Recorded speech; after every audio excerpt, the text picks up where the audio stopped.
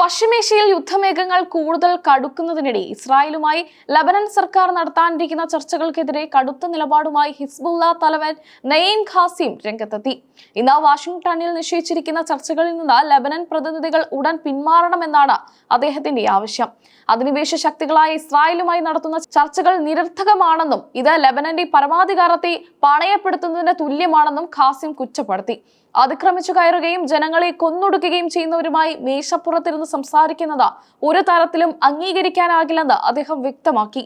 നിലവിലെ സാഹചര്യത്തിൽ ചർച്ചകളിൽ നിന്ന് പിന്മാറുന്നത് ഒരു ധീരമായ നിലപാടായിരിക്കും. ചരിത്രപരമായ ഈ തീരുമാനം കൈക്കൊള്ളാൻ സർക്കാർ തയ്യാറാകണം. അധിനിവേശക്കാർക്ക് മുൻപിൽ കീഴടങ്ങുന്നത് ലബനന്റെ ആത്മാഭിമാനത്തിന് ചതവേൽപ്പിക്കുമെന്നും നയീം ഖാസിം പ്രസംഗത്തിൽ ഓർമ്മിപ്പിച്ചു. യുദ്ധം ആരംഭിച്ച മാസങ്ങൾ പിന്നിടുമ്പോഴും ഇസ്രായേൽ ലബനന്റെ മണ്ണിൽ കടുത്ത ആക്രമണങ്ങളാണ് അഴിച്ചുവിടുന്നത്. ഈ സാഹചര്യത്തിൽ ചർച്ചയ്ക്ക് പോകുന്നത് ശത്രുവിന്റെ താൽപര്യങ്ങളെ സംരക്ഷിക്കാൻ മാത്രമേ സഹായിക്കൂവെന്ന് ഹിസ്ബുള്ള കരുതുന്നു. സൈനികമായ പ്രതിരോധം മാത്രമാണ് ഏക പോംവഴിയെന്നാണ് അവരുടെ നിലപാട്. തങ്ങളുടെ പോരാളികൾ അവസാന ശ്വാസം വരെ ഇസ്രായേലിനെതിരെ പോരാടും. ഇസ്രായേൽ സേന ലബനൻ അതിർത്തി കടക്കാൻ ശ്രമിച്ചാൽ അതിന്റെ പ്രത്യാഘാതം ഗുരുതരമായിരിക്കും. ഇസ്രായേലി പൗരന്മാരുടെ സുരക്ഷയെ തന്നെയാകും ഇത് ബാധിക്കുകയെന്ന് നയീം ഖാസിം താക്കീത് നൽകി. നേരത്തെ യുദ്ധത്തിന്റെ പ്രാരംഭഘട്ടത്തിൽ ഹിസ്ബുള്ള നടത്തിയ സൈനിക നടപടികളെ ലബനൻ സർക്കാർ നിയമവിരുദ്ധമായി പ്രഖ്യാപിച്ചിരുന്നു. ഈ നടപടി ഹിസ്ബുള്ളയെ പിന്നിൽ നിന്ന് കുത്തുന്നതിന് തുല്യമായിരുന്നുവെന്ന് ഖാസിം പറഞ്ഞു. സ്വന്തം രാജ്യത്തെ സംരക്ഷിക്കാൻ ശ്രമിക്കുന്നവരെ ഒറ്റപ്പെടുത്തുന്ന സമീപനമാണ് സർക്കാർ സ്വീകരിച്ചതെന്ന് അദ്ദേഹം വിമർശിച്ചു. ഹിസ്ബുള്ളയെ നിരായുധീകരിക്കാനും തകർക്കാനുമായി ലബനൻ സൈന്യത്തെ അമേരിക്കയും ഇസ്രായേലും ചേർന്ന് പ്രോത്സാഹിപ്പിക്കുന്നുണ്ട്. എന്നാൽ ലബനൻ സൈന്യം അത്തരമൊരു വിനാശകരമായ നടപടിക്ക് തയ്യാറാക്കില്ലെന്ന് അദ്ദേഹം പ്രത്യാശ പ്രകടിപ്പിച്ചു. രാജ്യത്തെ സംരക്ഷിക്കാൻ സൈന്യവും ജനങ്ങളും ഹിസ്ബുള്ളയ്ക്കൊപ്പം നിൽക്കണമെന്ന് അദ്ദേഹം ആവശ്യപ്പെട്ടു. കഴിഞ്ഞ കുറച്ച് ദിവസങ്ങളായി ബെയ്റൂട്ടിലെ തെരുവുകളിൽ ഹിസ്ബുള്ള അനുകൂലികൾ വലിയ പ്രതിഷേധ പ്രകടനങ്ങളാണ് സംഘടിപ്പിക്കുന്നത്. ചർച്ചകളിൽ നിന്ന് സർക്കാർ പിന്മാറണമെന്ന ആവശ്യം ഈ പ്രകടനങ്ങളിൽ ശക്തമായി ഉയർന്നു കേട്ടു. ജനവികാരം സർക്കാരിനെതിരാണെന്നാണ് ഹിസ്ബുള്ള നേതൃത്വം അവകാശപ്പെടുന്നത്. ഇറാൻ പരമോന്നത നേതാവ് ആയത്തുള്ള ഖമീനി അടക്കമുള്ള പ്രമുഖ നേതാക്കളെ അമേരിക്കയും ഇസ്രായേലും ചേർന്ന് കൊലപ്പെടുത്തിയതാണ് നിലവിലെ സംഘർഷങ്ങൾ ഇത്രത്തോളം രൂക്ഷമാകാൻ കാരണം. ഈ നീതിരഹിതമായ കൊലപാതകങ്ങൾക്ക് പകരം ചോദിക്കുമെന്ന് ഹിസ്ബുള്ള ആവർത്തിച്ച് പ്രഖ്യാപിച്ചിട്ടുണ്ട്. നേതാക്കളുടെ വിയോഗം ഹിസ്ബുള്ളയെ തളർത്തിയിട്ടില്ലെന്നും മറിച്ച് കൂടുതൽ കരുത്തോടെ പോരാടാൻ പ്രേരിപ്പിക്കുകയാണെന്നും നയീം ഖാസിം പറഞ്ഞു. ഓരോ രക്തസാക്ഷിയും തങ്ങളുടെ പോരാട്ട വീരത്തെ ഊട്ടിയുറപ്പിക്കുകയാണെന്ന് അദ്ദേഹം വ്യക്തമാക്കി.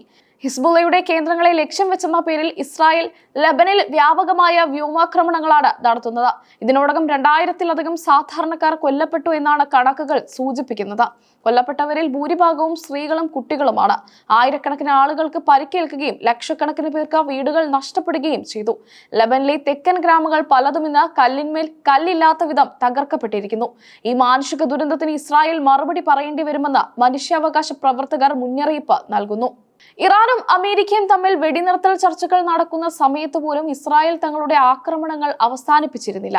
സമാധാന ചർച്ചകൾ പശ്ചാത്തലത്തിൽ നടക്കുമ്പോൾ തന്നെ 300ഓളം പേരെയാണ് ഇസ്രായേൽ ഒറ്റ ദിവസം കൊണ്ട് ബോംബിട്ട് കൊലപ്പെടുത്തിയത്.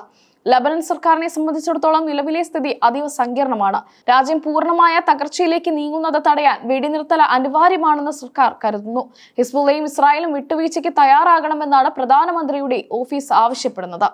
എന്നാൽ ഇസ്രായേൽ പ്രധാനമന്ത്രി ബെഞ്ചമിൻ നെതന്യാഹു കടുത്ത നിലപാടിലാണ്. ഹിസ്ബുള്ളയുമായി യാതൊരു തരത്തിലുള്ള ഒത്തുതീർപ്പിനും തങ്ങൾ തയ്യാറല്ലെന്ന് അദ്ദേഹം വ്യക്തമാക്കി. ഹിസ്ബുള്ളയെ പൂർണ്ണമായും നിരായുധീകരിക്കുകയാണ് ഇസ്രായേലിന്റെ ലക്ഷ്യം. ലബനൻ മണ്ണിൽ ഇസ്രായേൽ സൈന്യത്തെ സ്ഥിരമായി വിന്യസിക്കുമെന്ന ഭീഷണിയും നെതന്യാഹു ആവർത്തിക്കുന്നുണ്ട്. ഇത് ലബന്റെ പരമാധികാരത്തിന്മേലുള്ള കടന്നുകയറ്റമായി ഹിസ്ബുള്ള കാണുന്നു. അതുകൊണ്ട് തന്നെ ചർച്ചകൾക്ക് പകരം പ്രതിരോധം ശക്തിപ്പെടുത്താനാണ് അവരുടെ തീരുമാനം. വാഷിംഗ്ടണിൽ ഇന്ന് നടക്കാനിരിക്കുന്ന ചർച്ചകളിൽ അമേരിക്കൻ പ്രതിനിധികളും പങ്കെടുക്കുന്നുണ്ട്. മധ്യസ്ഥത വഹിക്കാൻ അമേരിക്ക ശ്രമിക്കുന്നുണ്ടെങ്കിലും ഇവർ ഇസ്രായേലിന് അനുകൂലമായ നിലപാടാണ് സ്വീകരിക്കുന്നതെന്ന് ലബനിലെ രാഷ്ട്രീയ നിരീക്ഷകർ വിലയിരുത്തുന്നു. ഹിസ്ബുള്ളയുടെ നിസ്സഹരണം ചർച്ചകളുടെ ഫലത്തെ എങ്ങനെ ബാധിക്കുമെന്നത് കണ്ടറിയണം. ലബനൻ സർക്കാർ ഹിസ്ബുള്ളയുടെ ആവശ്യം പരിഗണിച്ച് ചർച്ചയിൽ നിന്ന് വിട്ടുനിന്നാൽ അത് അന്താരാഷ്ട്ര തലത്തിൽ വലിയ ചർച്ചകൾക്ക് വഴിവെക്കും. അതേസമയം ചർച്ചയുമായി സർക്കാർ മുന്നോട്ട് പോവുകയും ഹിസ്ബുള്ള അതിനെ എതിർക്കുകയും ചെയ്താൽ അത് ലബനിലുള്ള ആഭ്യന്തര കലാപത്തിന് സമാനമായ സാഹചര്യം സൃഷ്ടിച്ചേക്കാം. രാജ്യം വലിയൊരു രാഷ്ട്രീയ സൈനിക അനിശ്ചിതത്വത്തിലേക്ക് നീങ്ങുകയാണ്. ലോകം മുഴുവൻ ഉറ്റുനോക്കുന്നത് ഇന്നത്തെ വാഷിംഗ്ടൺ ചർച്ചകളിലേക്കാണ്. പശ്ചിമേഷ്യയിൽ സമാധാനം പുലരുമോ അതോ യുദ്ധം കൂടുതൽ മേഖലകളിലേക്ക് വ്യാപിപ്പിക്കുമോ എന്നത് വരും ദിവസങ്ങളിലെ തീരുമാനങ്ങളെ ആശ്രയിച്ചിരിക്കും. ഹിസ്ബുള്ളയുടെ കടുത്ത നിലപാട് ഈ സാഹചര്യത്തെ കൂടുതൽ സങ്കീർണമാക്കിയിരിക്കുകയാണ്.